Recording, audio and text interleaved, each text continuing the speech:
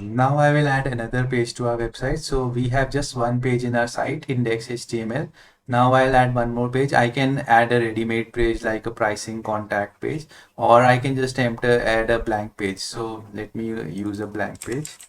Okay, so let's add a about us page. Okay, and then I'll press OK. This is a blank page, so I can use the landing page wizard, or I can use this. I'll use this for this demo. So maybe we can use this design. And now we will have two pages in our website. Okay, so this is the about us page, and this is the index page. Now the feature that I want to show you is that as you can see, both these pages have a navigation bar. Okay, this has a navigation bar.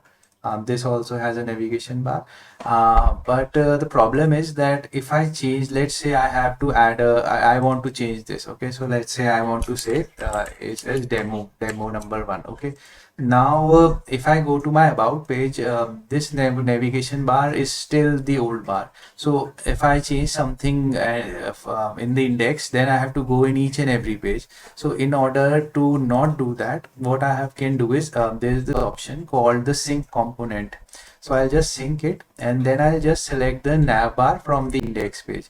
And now as you can see, it has automatically picked the changes from the page. And anytime I want, anytime I change this, it will automatically change the navigation bar of my second page. So like I can do this with anything. I can sync this and this together, or maybe these two buttons together.